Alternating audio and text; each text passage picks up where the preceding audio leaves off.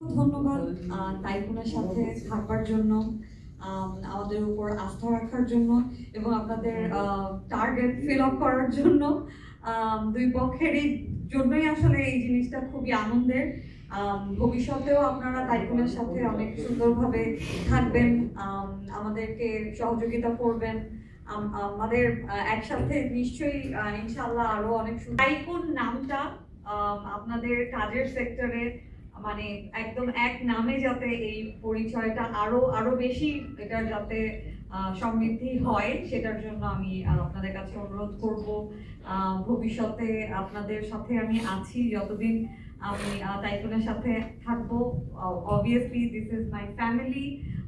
এটা আমার একটা নতুন পরিচয় এবং এই পরিচিতি পেতে আমি অনেক স্বাচ্ছন্দ্য বোধ করি। আমি আমার কাজ ছিল যে জন্য আমি আসতে পারিনি গতকাল।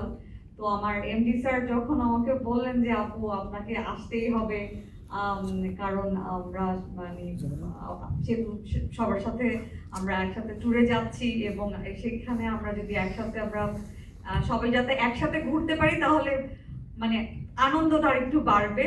তো আমি ধন্যবাদ জানাই স্যারকে, থ্যাংক ইউ আমাকে টাইকুনের পার্ট হিসেবে রাখার, এবং আপনাদেরকে অসংখ্য ধন্যবাদ।